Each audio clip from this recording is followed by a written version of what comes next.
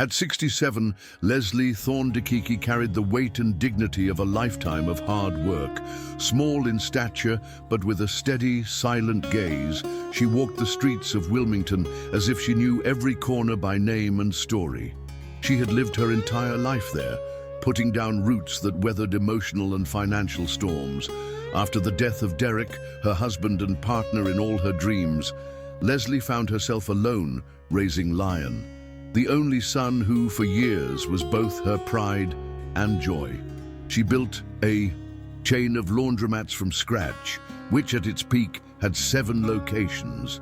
She sold everything for over $2 million, ensuring a comfortable retirement.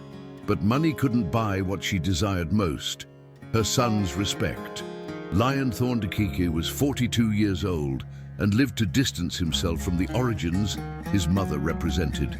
For him, status was not just a goal, but a shield against any reminder of simplicity. His social circle was made up of people who valued old surnames and crystal. Glasses, not tales of washing machines running late into the night.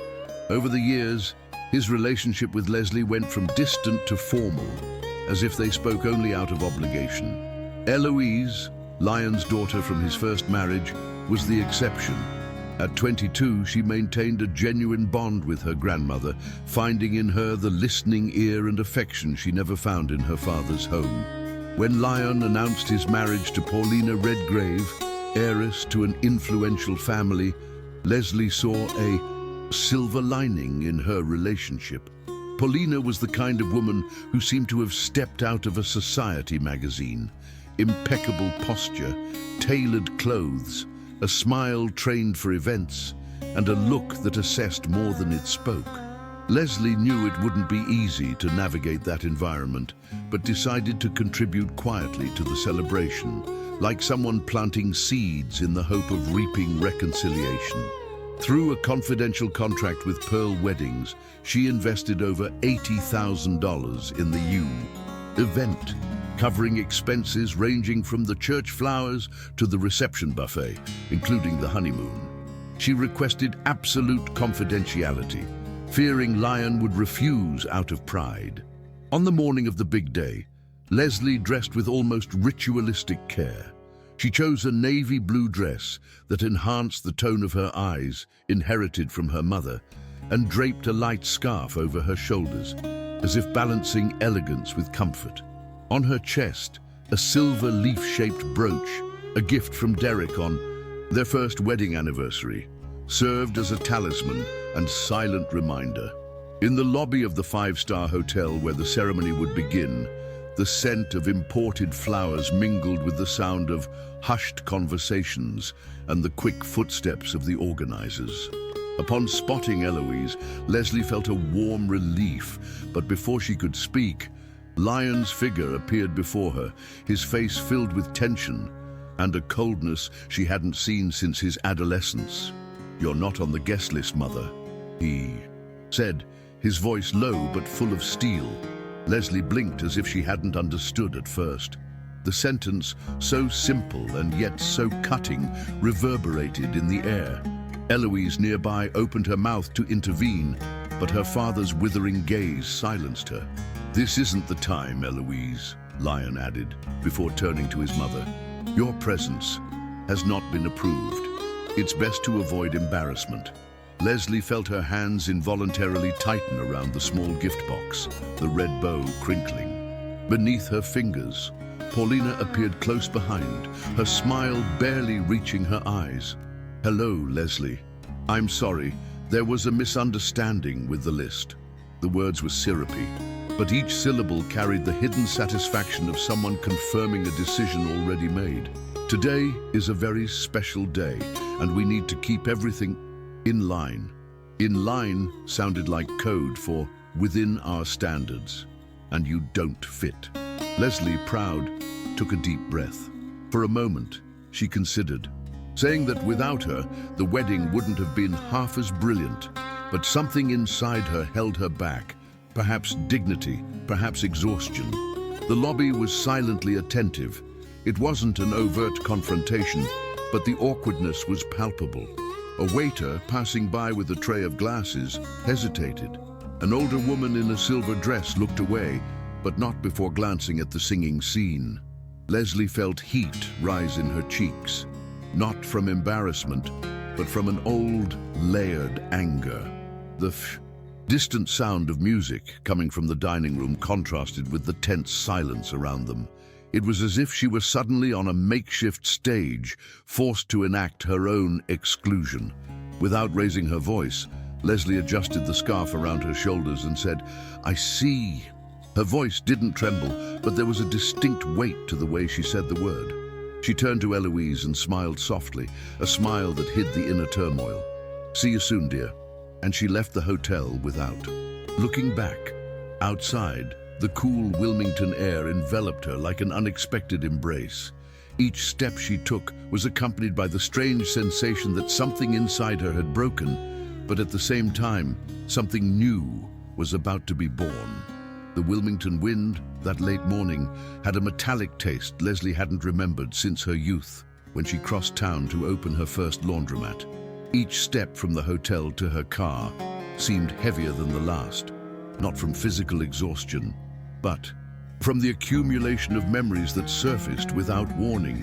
She remembered Lion as a boy, running down the sidewalk with an ice cream cone in his hand, and how, even with his mouth smeared with cream, he already carried an air of demand. "You can do better, Mom," he had said once, at age 8, upon seeing a poorly ironed uniform. That day, she had laughed. Today, the memory had a different flavor.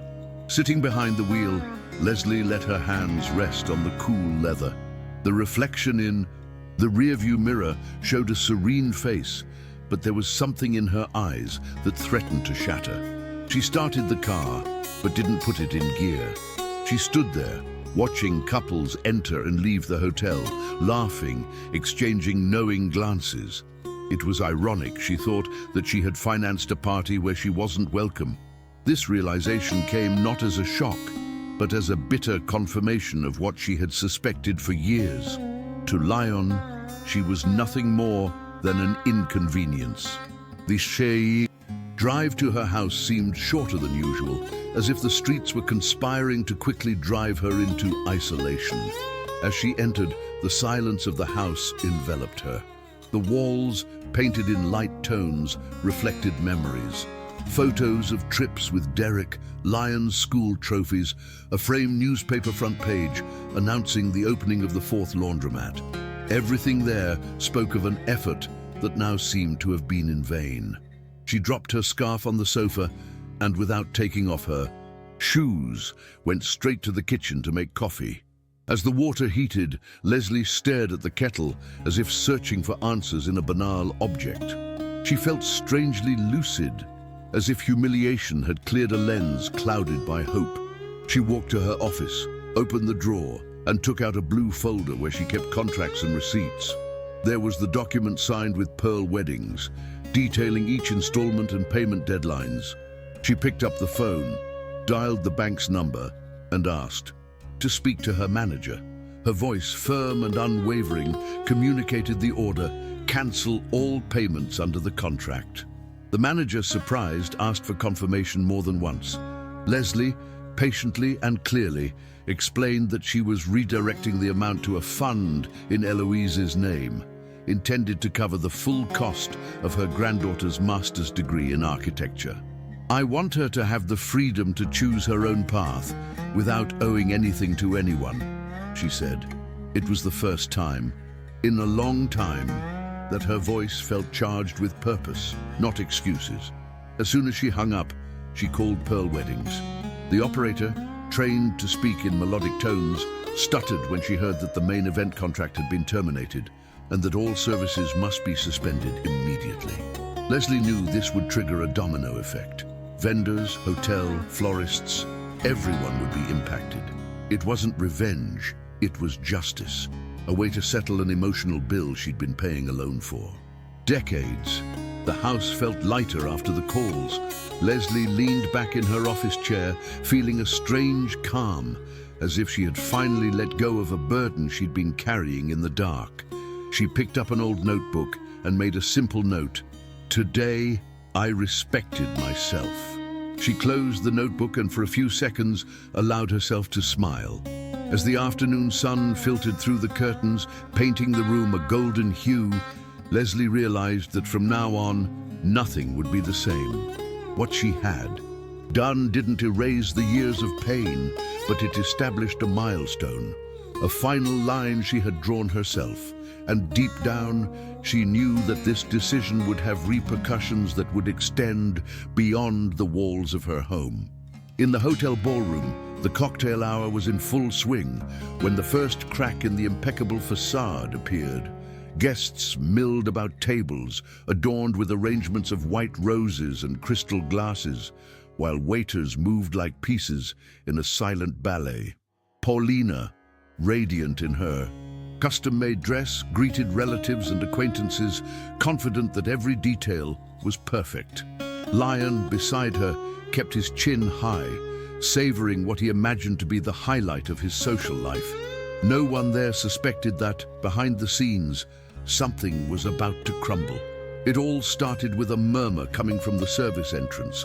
Two hotel employees, dressed in impeccable uniforms, discreetly approached the maître d'. There was a brief, muffled exchange, and the pale-faced maître d' signaled to a group of waiters. Within minutes, the champagne service was interrupted. Trays returned empty to the kitchen, and an air of strange hesitation pervaded the space. Some guests noticed and exchanged curious glances, as if sensing something unusual was happening. Then two florists entered the room, carrying large cardboard boxes. Moving methodically, they began removing arrangements from the tables and dismantling the flower arch that decorated the entrance. Paulina, confused, approached to ask what was happening, but received only a management's orders as a response.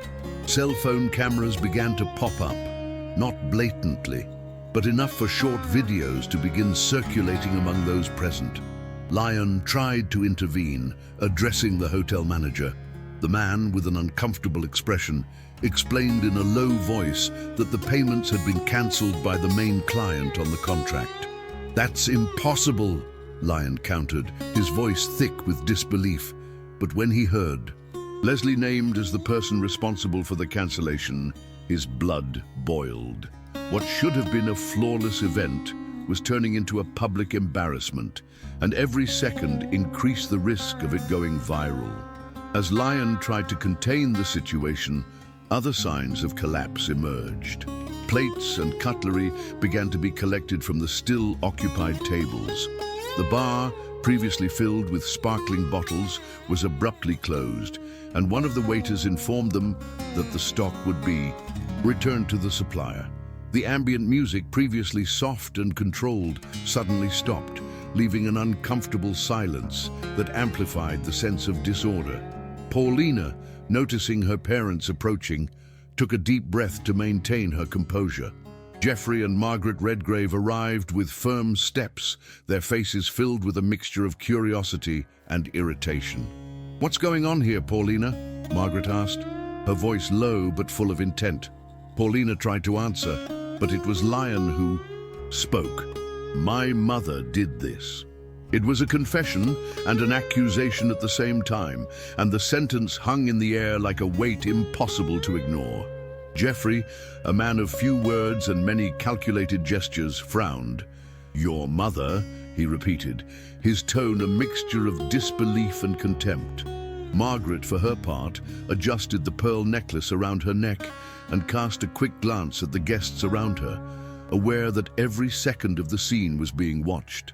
In the background, some young people chuckled quietly as they recorded videos that within hours could be posted on social media. The embarrassment spread like a wine stain on a white tablecloth. With each interrupted service, each detail removed, it became clearer to everyone that the evening's splendor was sustained by a lie and that the truth was relentlessly coming to light. Lion, accustomed to controlling narratives, now found himself without any argument that could redeem his image. And deep down, he knew there would be no turning back from the humiliation he was about to face. The hotel manager, pressured by the vendors waiting outside, finally asked for a microphone. In a firm but visibly uncomfortable voice, he announced that the event would be terminated due to financial issues that made it impossible to continue services. A murmur swept through the room like a cold wind. Guests glanced at each other, some laughed nervously, others simply shook their heads in disbelief. It was as if everyone expected that at any moment someone would declare this all just an act or a bad joke. Paulina put her hand to her face, trying to hide her panicked expression. Her impeccable makeup suddenly seemed too heavy, suffocating. Margaret Redgrave, noticing the movement of the cell phone cameras pointed at her daughter, stepped forward to protect her, but it was too late. At least half a dozen videos captured the moment. Jeffrey, his posture rigid, stared at Lion as if demanding immediate answers. Lion, for his part, seemed caught between anger and shame, unable to articulate a convincing explanation. It was one of the waiters, perhaps carelessly or wanting to ease the tension, who blurted out the missing piece of information. Mrs. Leslie Thorndike was the one paying for everything. The phrase echoed through the room, cutting through the air like a blade. Within seconds, the guests began repeating the name, some in astonishment, others with a certain malicious delight at witnessing the social downfall of an acquaintance. Paulina slowly turned to Lion, and the look she gave him wasn't one of pure anger, it was one of humiliation. Jeffrey was the first to voice what everyone had already understood. So, this whole spectacle was financed by your mother, and you didn't even have the decency to acknowledge her? The question hung in the air, and no one dared to fill the silence that followed. Margaret, nearby, pressed her lips together as if savoring an inevitable bitterness, aware that the family's reputation was being publicly tarnished. Meanwhile, some of the more daring guests approached to better capture the scene with their cell phones. The characteristic sound of notifications began to pop up in pockets and bags, a sign that the videos were already circulating in private groups. Social media, invisible yet omnipresent, was already working to transform the moment into a virtual spectacle. Lion felt the weight of every glance and every click, as if they were calculated, blows to his pride. Paulina, still trying to maintain a semblance of dignity, straightened her shoulders and announced loudly, "The party's over." It wasn't a request, it was an order. The musicians, waiting on the makeshift stage, began packing up their instruments. Staff collected half-empty glasses while florists finished removing the last arrangements. The golden glow of the hall transformed into a cold, desolate scene. The engaged couple retreated to a side room, closely followed by Jeffrey and Margaret, leaving behind a trail of whispers and satisfied expressions from those who loved a good social tragedy. Inside, away from direct eyes, voices rose. Lion, red-faced, accused Paulina of not supporting him. She, in turn, said she would never have agreed to the marriage if she had known it was being financed by someone she didn't approve of. Words were sharp weapons, and there was no longer room for disguise. In the ballroom, the mood oscillated between awkwardness and fascination. Guests exchanged information like improvised reporters, piecing together the story from overheard fragments of conversation. Leslie wasn't there to see it, but her absence was as striking as any presence. It was her name that now dominated the discussions, as if somehow everyone recognized that the woman rejected at the hotel door had found an impeccable way to deliver her response. The next morning, the silence on Leslie's street was broken by the sharp screech of a car pulling up. Lion left, slamming the door loudly, and crossed the small garden as if marching into battle. He knocked twice before Leslie appeared in the doorway, her expression serene and wearing a blue cotton robe. She didn't seem surprised. She simply watched him as if she knew what was coming. "Are you satisfied now?" was Lion's first line, spat out with resentment. "You turned my wedding into a circus. You humiliated me and Paulina in front of everyone." His voice was heavy, and each word seemed to weigh a ton. Leslie unhurriedly opened the door for him to enter. It wasn't a warm invitation. It was simply permission for the conversation to take place away from curious neighbors. In the living room, Lion stood uneasily as Leslie settled into her chair. "I didn't humiliate you, Lion," she replied with the calm of someone weighing every syllable. "I just stopped funding the farce you built, and I did something better with the money." Lion frowned. "Better? Canceling everything and embarrassing myself is what you call better?" His mother kept her eyes fixed on him, unyielding. "I put the entire cost of the party and your honeymoon in Eloise's name. It's a fund for her master's degree. It's legally protected. You can't touch that money." The words landed like a direct blow. Lion stepped forward, his breath quickening. "You will reverse this. Today. It's not your place to decide what I deserve or don't deserve." Leslie leaned forward slightly. "It is my place to decide what I tolerate or don't tolerate. And humiliation, never again." The silence that followed was piercing. Lion ran a hand through his hair, trying to contain his anger, but his tense muscles betrayed his internal battle. "You've always been this way, controlling. You could never let me be who I am." Leslie let out a short, humorless laugh. "I did, Lion, more than I should have. And look where it got us. You ashamed of me, and me paying to maintain an image that doesn't include me." Lion walked to the window, looking out. At the garden, as if searching for a physical exit from the conversation. "You don't understand what it means to keep a name. In my circle, it matters." Leslie lifted her chin. "And in mine, integrity matters. I've spent my life cleaning up stains, Lion, but I won't clean up the dirt on your pride." He turned quickly, his eyes flashing, but met his mother's steady gaze. An insurmountable wall. Tension filled the air, thick, almost palpable. Lion opened his mouth to say something mid-sentence, but stopped. He grabbed his keys from his pocket and walked to the door without saying goodbye. Leslie remained seated, listening to the engine pull away.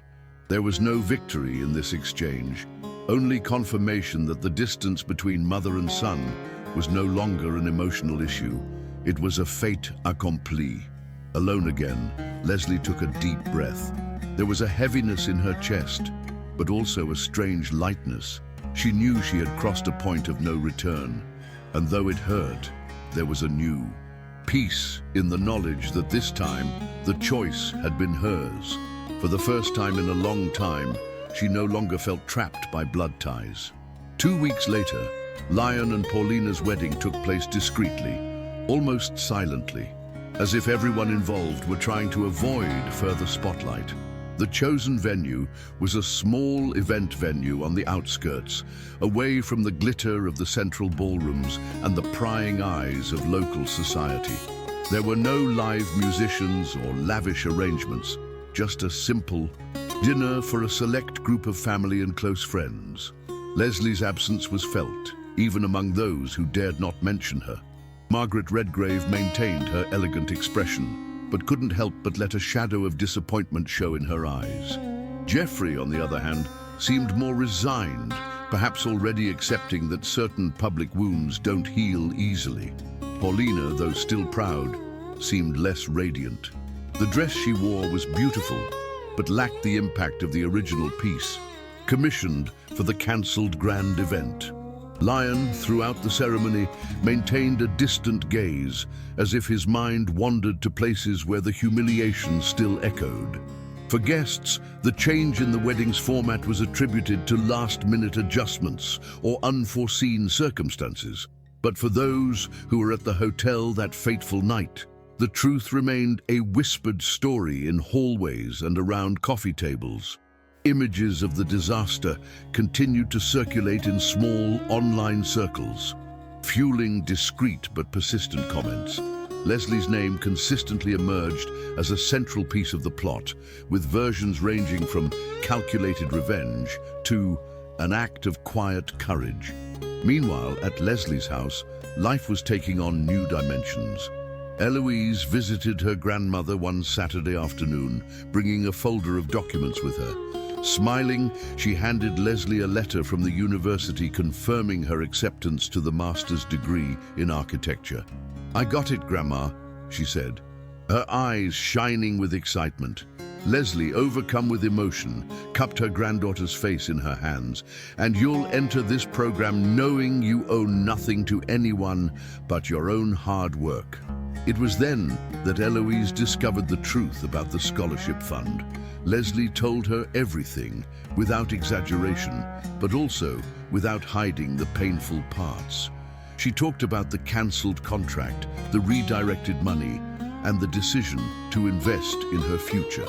Eloise, with the maturity of someone who already understood the complexities of family life, didn't try to hide her tears. "Thank you for believing in me, even when no one else did," she said, hugging her grandmother tightly. This hug had a profound meaning for Leslie. It wasn't just gratitude, it was confirmation that despite the losses, there was something valuable that endured. In Eloise, she saw not just a granddaughter, but a legacy. Someone who would carry forward not the weight of humiliation, but the strength of choice. And that to her was worth more than any impossible reconciliation with Lion. News of the fund spread quietly among close acquaintances, always filled with admiration. Some said Leslie had saved her granddaughter from an uncertain future. Others saw her as an example that it's possible to break cycles of disrespect, even when it means severing family ties. Leslie, however, wasn't seeking applause. For her, the true reward lay in the peaceful silence of the mornings, the freedom to enjoy a leisurely coffee, and the certainty that, for the first time, she was living by her own rules. In the days that followed, she began to plan for deeper changes. The episode with Lion wouldn't just be a poorly healed wound, it would be the starting point for a new life. And deep down, Leslie knew she was about to close not just a chapter, but an entire book. Autumn arrived in Wilmington, bringing the scent of dry leaves and the crisper air that made the windows tremble at night. For Leslie, this change of season seemed to perfectly symbolize the moment she was living in, the shedding of old branches to make way for the new. One quiet morning, she sat at the table with a cup of tea and began writing a list. At the top, she wrote, "Sell the house." There was no longer any attachment to the walls that held so many memories, good and bad. What once felt like home was now just an address. She called a familiar realtor, and with the objectivity she'd learned in business, scheduled an appraisal. As she walked through the rooms with him, she realized she no longer felt that tightness in her chest when looking at the photos and objects. The realtor praised the property's condition and location, saying she could probably sell it quickly. Leslie simply nodded, thinking that speed was exactly what she wanted. Over the next few days, she began sorting through her belongings. Her most valuable pieces, like Derek's silver brooch and some jewelry inherited from her mother, were stored in a small box. Clothes, books, and utensils she no longer used were donated to local charities. Each bag that left the house was like a weight being lifted. Gradually, the space became emptier, and Leslie discovered she enjoyed this lightness. It was Eloise who suggested Savannah. "You'll love it. It's a beautiful city, full of history and with a slower pace." Leslie researched, and seeing photos of the tree-lined streets and houses with wide porches, she felt a twinge of curiosity. She'd never allowed herself to consider living far from Wilmington, but now, with her family ties reduced to almost nothing, the idea sounded liberating. The house's sales contract was signed in less than a month. Leslie, pragmatic, packed her bags without ceremony, keeping only the essentials. There were no tears, just a strange feeling of detaching herself from a place that no longer defined her. As she closed the door for the last time, she took a deep breath, and for the first time in years, she didn't feel like she was leaving something behind. She was moving toward something. Upon arriving in Savannah, she temporarily settled into a small rented apartment while she searched for the right home. She spent her mornings exploring the streets, visiting cafes, bookstores, and local markets.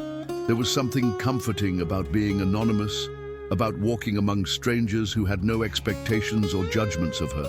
One sunny afternoon, she found the perfect house, an old building with a wide porch and walls painted a soft shade of green. The garden needed tending, but Leslie could already envision rose bushes at the entrance and a hammock hanging under a shady tree.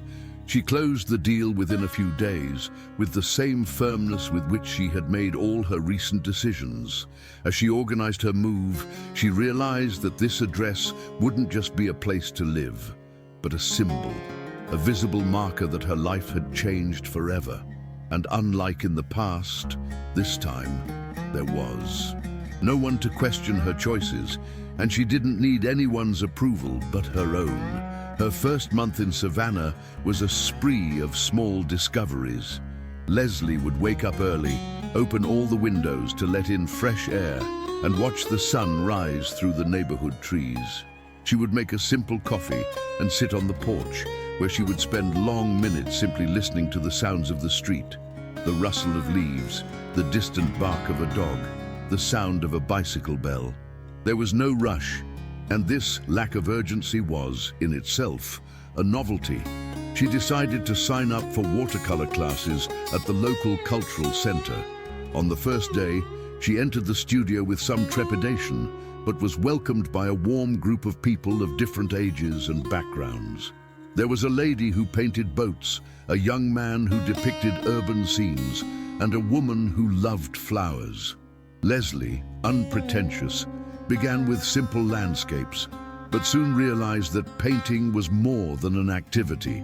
It was a way to calm the mind and reconnect with herself. On Wednesdays, she attended a book club that met in a charming downtown bookstore. The conversations went far beyond books.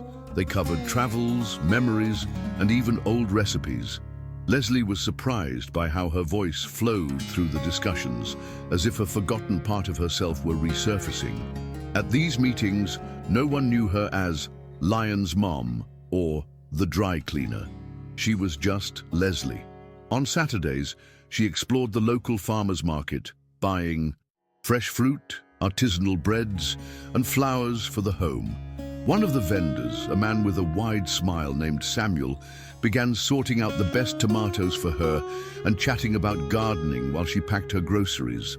There were no ulterior motives, just that genuine kindness Leslie hadn't encountered in a long time.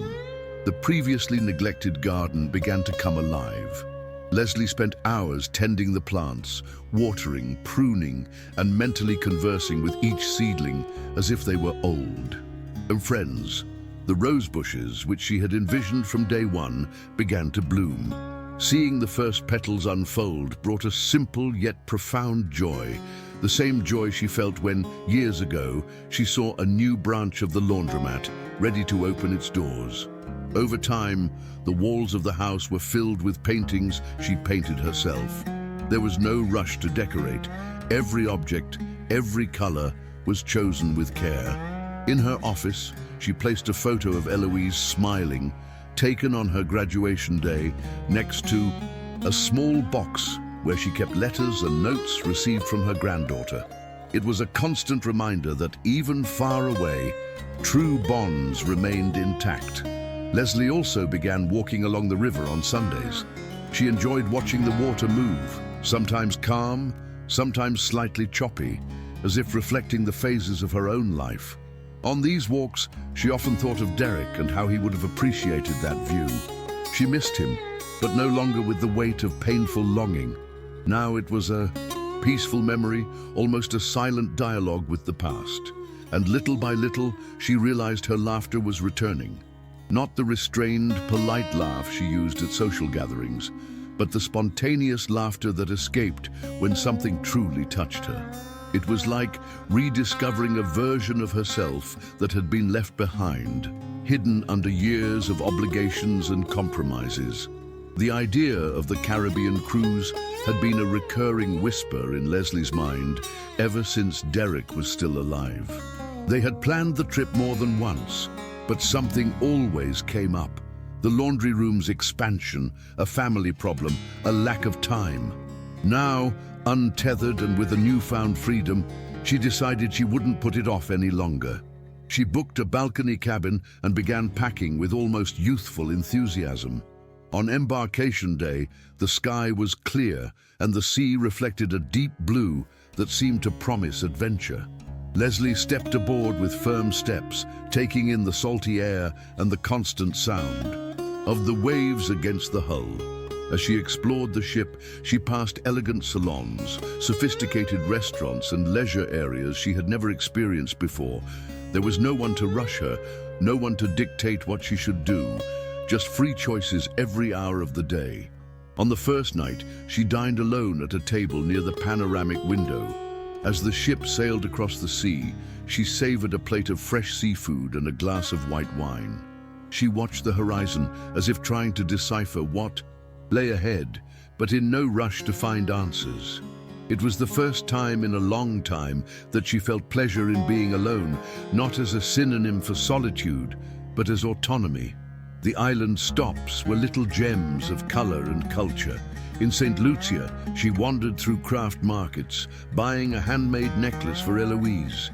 In Barbados, she let a group of tourists guide her to a hidden beach, where she swam in waters so clear she could see her feet in the white sand. Each new experience reinforced the feeling that she was finally living for herself. On the third day, she decided to watch the sunset from the upper deck.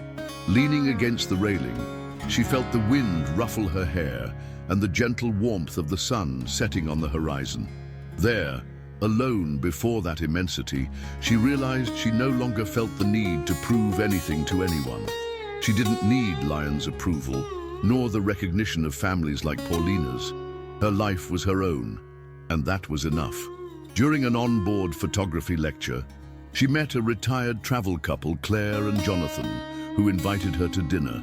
The conversation flowed easily, without intrusive questions about the past. They laughed, shared travel stories, and exchanged contact information. Leslie realized there was still room for new connections, that her story wasn't complete just because a chapter had closed. Returning to her cabin that night, she opened the balcony door and gazed out at the moonlit sea. The steady sound of the waves was like a heartbeat, reminding her that she was alive, present, capable of beginning again. She closed her eyes and for the first time in years, felt completely at peace. When the cruise ended, Leslie disembarked with her suitcase a little fuller, not just with physical memories, but with a newfound confidence. She knew that from that moment on, every choice she made would be guided by a single criterion: whether it made sense to her. Back in Savannah, Leslie resumed her routine with a renewed outlook. Mornings on the porch seemed even more precious, and the garden bloomed intensely. The rose bushes, now in full bloom, were like silent flags of the new life she had built.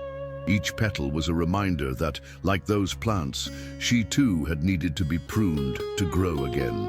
Her watercolor lessons bore unexpected fruit. One of her paintings was selected for a small local exhibition. Leslie almost declined the invitation out of modesty, but ultimately accepted. On opening night, she saw her work hanging on the wall and felt a quiet pride, not for the recognition but for the journey that had led her there. It was proof that she could still create something beautiful from scratch.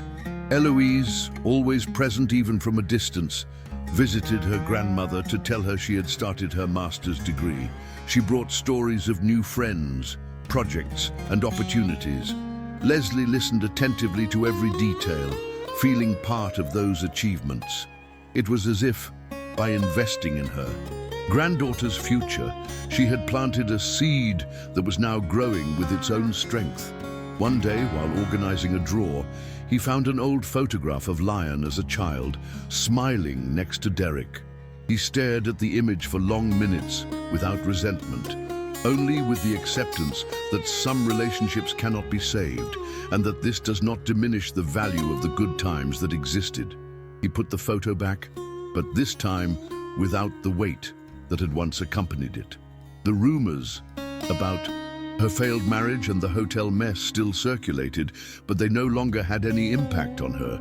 The voices that had once bothered her now sounded distant, like echoes in a long hallway.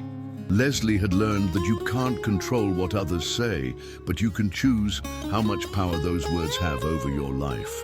She began traveling frequently, exploring nearby cities and taking short getaways to places she'd always wanted to see. Each trip was a reaffirmation of the freedom she'd gained. She jotted down her impressions in a notebook, not as a record for others, but as a gift to herself. One rainy afternoon, he decided to host a small gathering at home for the friends he'd made in Savannah.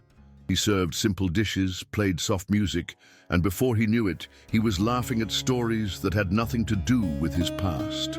It was a light, shadowless laughter that filled the room like light. At the end of the evening, as the last guests left, Leslie stood alone on the balcony, listening to the sound of rain on the roof. She thought about all she had lost and all she had gained. The balance, she realized, was more positive than she had ever imagined the day she left the hotel. Humiliated, Eloise's trust remained intact, growing every month. Leslie knew that in the future, that money would allow her granddaughter to soar even higher. And that was the most beautiful part. Her legacy wasn't in real estate, businesses, or appearances. It was in the freedom she had offered to those who truly valued her. One sunny morning, months later, Leslie walked to the river and sat on the same bench she used to frequent. She watched the flowing water, remembering the day she decided to draw her final line, the one that separated the life of compromise from the life she would choose for herself. She smiled to herself, feeling that somehow Derek would have approved every step. Before returning home, she closed her eyes for a moment and made a silent promise. She would never again let the fear of losing someone make her lose herself. She stood up, adjusted her hat, and continued on her way, her steps firm and her heart at peace. And so, without fanfare, Leslie Thorndike cemented her new life, not as a fresh start, but as a more authentic continuation of the story she herself had decided to write.